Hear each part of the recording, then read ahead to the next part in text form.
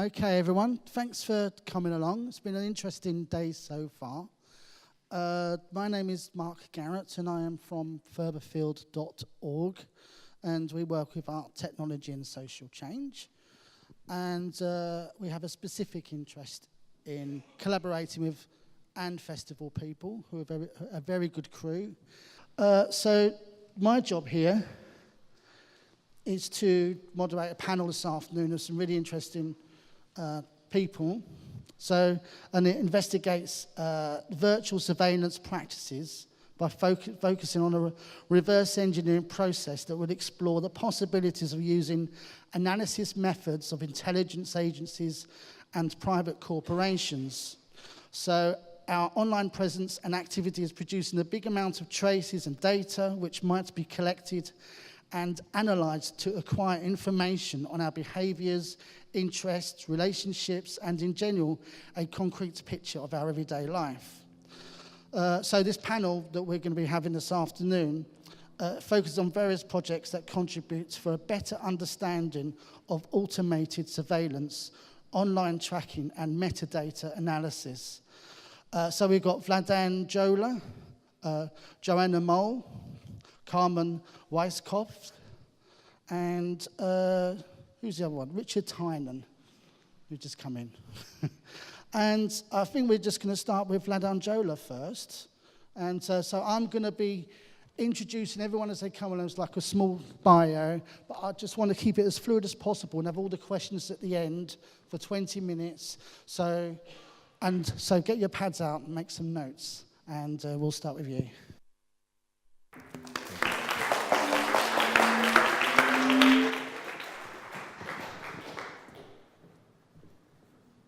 Okay, so my name is Vladan. I'm coming from Serbia. I'm director of one organization that is called Share Foundation. Basically what we are doing, and more precisely one part of the organization called Share Lab, we really like to do data investigations. So what we are doing, we are collecting a lot of different data and then trying to, in most of the cases, analyze and visualize this data. And the most favorite topic is basically to track the trackers. So we will, I will jump a few things. This presentation is going to be some kind of data epilepsy.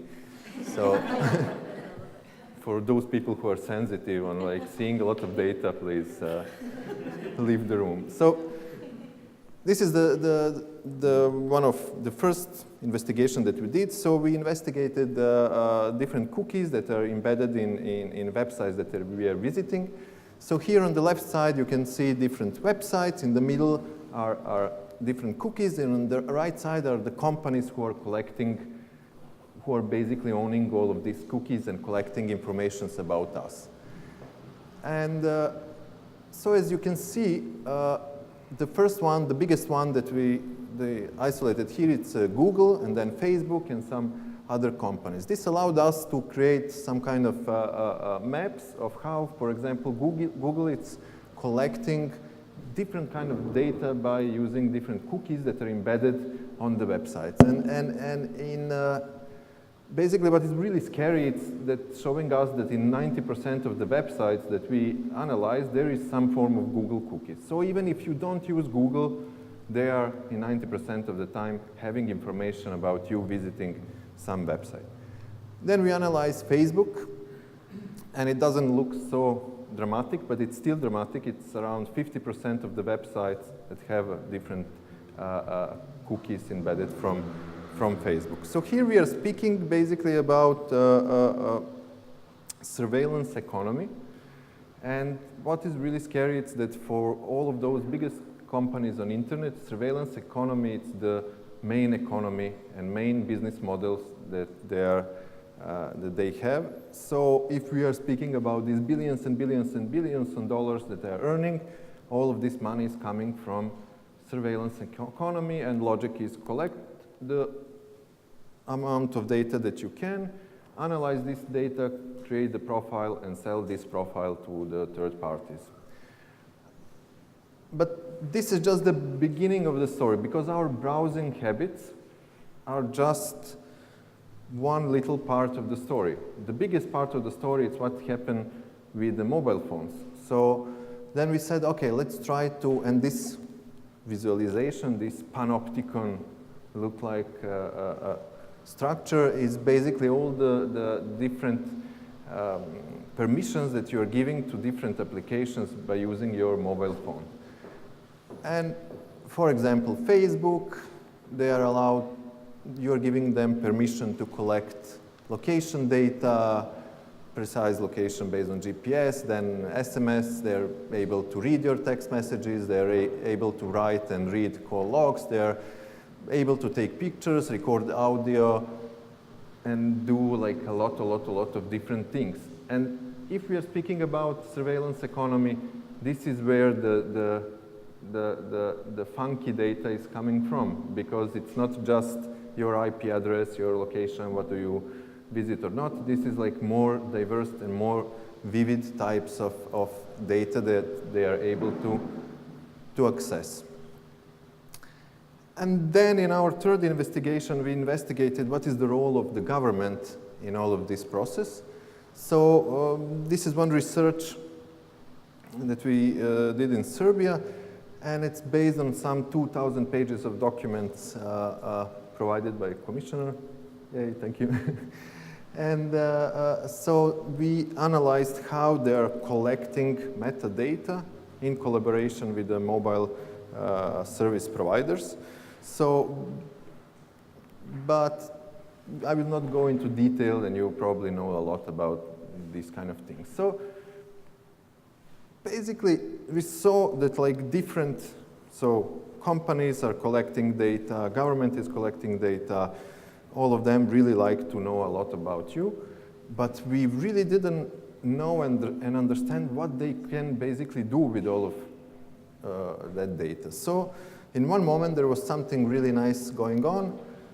So there was a leak of Hacking Team emails. Hacking Team is one really dark organization, company, and they're basically earning around, I think, 40 million euros by selling surveillance tools to different governments and different secret services around the world. And these tools allowed governments to spy on you, basically to intercept your communication, to read your emails, to follow what you are saying on Facebook, Messenger, Skype, and so on, so on.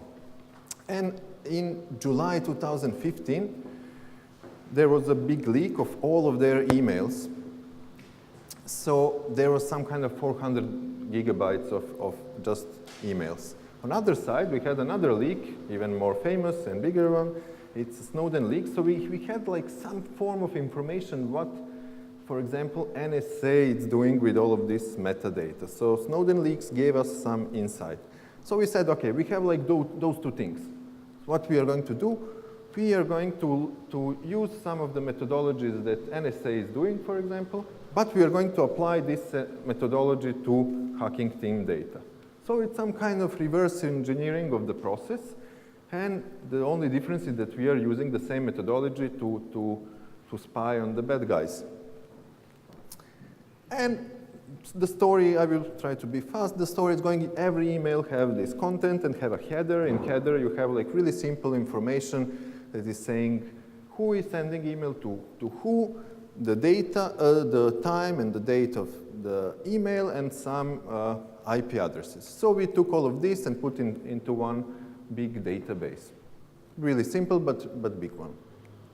And this is where our investigations start to be like exciting. So first thing what we did, we tried to do like a social network analysis. And by doing social network analysis, you get some kind of really nice graph that can be really sexy for showing, but basically it's still messy. But then if you zoom this map, you are able to track like a contact between different people, who is sending email to who, and so on. But then what we basically start to do is to play with this data, and then we filter this email, this social graph, so we get like just most important nodes. So now we are able to track who are the main players in the game. But then we took like this same data and put in another way. So here, in some form of the heat map, you're able to see who is, for example, communicating with who. So you have, for example, this guy there is communicating with this person, this guy with that person. You can see that this guy, David Vincenzetti, he is the main guy, and he is like communicating with all of them. And then if you translate this kind of visualization in another way, you are able to get information about like structure of this organization. So you have the main guy up, so he's communicating with all of these people, so on, so. Now we see this organization was completely dark for us, and we didn't know anything about them, but now we have complete organizational structure just by reading their metadata. And then if we add the time component, we were able to track all of them individually in time. Then what was even more interesting for us, we were able to track their external contacts. So there was like 4,000 different people communicating with them. We were able to see who are the main guys with who they are communicating. Then we compare all of this with the people from organizations. So here are the hacking team members. Those are external contacts. So we were able to see, again, what are the connections. So we are going deeper and deeper in understanding what they are really doing. And then by analyzing like just domain names, we were able to see, to have some kind of map of this like really dark scene. So for example, the gray ones are other security companies, the black ones are state agency, the gray ones are some kind of financial sector. So we are getting insight into the whole scene of this surveillance economy.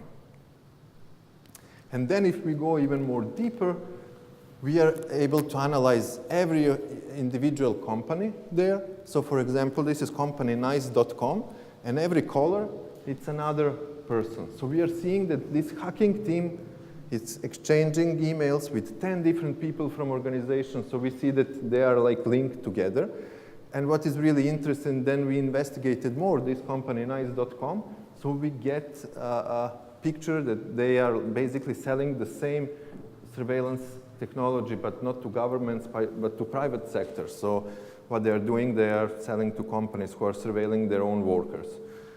And, but things are starting to get even more like unethical when we start to follow individuals. Okay, so we choose the main guy, and we said, okay, what we can learn just by reading the metadata of his email. So this is David's, the guy, it's David. This is his like some kind of pattern. So he's waking up really early, sending a lot of emails, that he's probably having some pause, going to do some jogging or whatever, then going on the job, that his working peak is around 12, then going for a lunch, so on, so on. And so we are able now to understand if someone is showing me this pattern, I will say, oh, this is David, you know. But by analyzing, like, but this is in blue, you don't see a lot, but this is what you get when you are analyzing the sent emails from David. But when you are analyzing received emails, you are getting how his surrounding is functioning, basically what are their patterns of communication. Then we can track David during the week, what he's doing during the week, what he's doing during the month. So you can see that he is probably on Sundays, always have a lunch with someone around 12, not reading emails, then so on, so on. And basically every kind of drop and every kind of up, it's some kind of anomaly. So that means something. Or he's sick, or he is depressed, or he is in love, or he is something. But when he changed his pattern, there is something going on with David. And then when we analyze this mess, so we can see some kind of patterns, but we can also see some spikes. Spikes, I don't know. So that's like the dates when something happened to David. And this is my favorite one. This is, again, just sent emails. And for example, here you can see, okay, it's not a good projection, but you can see that this pattern is somehow different than others. It's somehow moved on one side, okay? And here you can see that, well, okay, this pattern there, it's moved on another side. And what is this? So this is like some empty space, an empty space here. This is the moment when David went to Singapore. And basically, this is when he's traveling, and this is, he changed the time zone. And so we were able, just based on this, to understand that something is happening to David. Here we have another little mess. And this is the moment when Citizen Lab published the paper on hacking team. So you can see like, you know, something is happening to David. So, and it's really spooky. I spent like few weeks doing this, so I was like trying to find the ways how to read these patterns and what those patterns really mean. And then there is a lot of information in subjects. You know, like for example, when Amazon is sending to you, when you buy something, in subject line, it's always written, what did you order? So we were able to track all what people from hacking team ordered. So from the books, so for example, they bought American Sniper DVD or like some kind of BlackBerry, whatever, batteria. So we were able to understand what they're buying. And then another stupid thing that they're doing, it's they have one traveling agency. So basically, when the traveling agency is booking them flights, in subject of the email, you have a name and you have a destination. So we were able to map all the destination that they went. So we have a list of frequent flyers from hacking team. And then we were able to track individual people from hacking team who is covering which part of the world and who is responsible for which market. And so by combining all of this together, we were able to understand the places where they're meeting. So that means we were able to understand that, for example, if they're meeting all of them, like 5 of them in Mexico, that means a lot, you know, so on. So this story is starting to be really weird. And then the holy grail of all of this, of course, IP addresses. We were able on based on like IP addresses of the sender to have information about every person who ever sent them an email from where this person sent them an email. So we were able to track 4,000 people, their locations, and so on, so on. And it can go like on the level of countries, but also it can go on the level of the city. So for example, this is just London. So we were able to track all of these dark people from surveillance industry, from where they're sending to them an emails. And all of this is done just by analyzing stupid metadata from emails. We are not speaking about metadata from like a Google search. We are not speaking data from Facebook that you are in millions of other data like providing. This is just from the emails. So the scary thing, who have access to this kind of data, for example, if you're using Google probably have access to metadata. If other governments can somehow, if you don't know how to deal with, if you don't have digital hygiene, government can also have like access to your metadata. What is really scary is that all of this is happening in real time. So, for example, this what I did for like few weeks.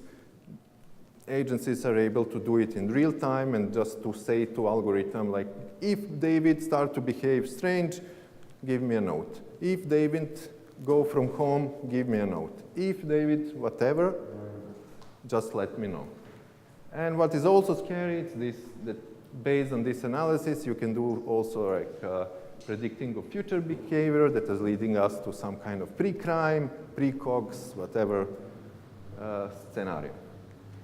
And for the end, I'm finishing this talk, but for the end, this is something that we are working on now. And this is our new investigation. It's basically about Facebook algorithmic factory. It's how Facebook is collecting your data, how Facebook is then storing your information, and how Facebook is then algorithmically transforming those information into the products. So for example, for data collection, we were reading all the privacy policy of Facebook and then analyzing different inputs.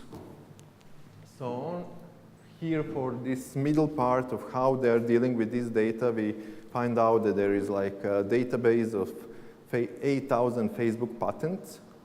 So we were reading those patents and trying to understand what each of algorithm is doing. And that's compared to what I show you about metadata, that's like 7 times more crazy and sexy, and it involves like mixing different kind of inputs, what you are doing, and but I think this talk is for some next time. Okay.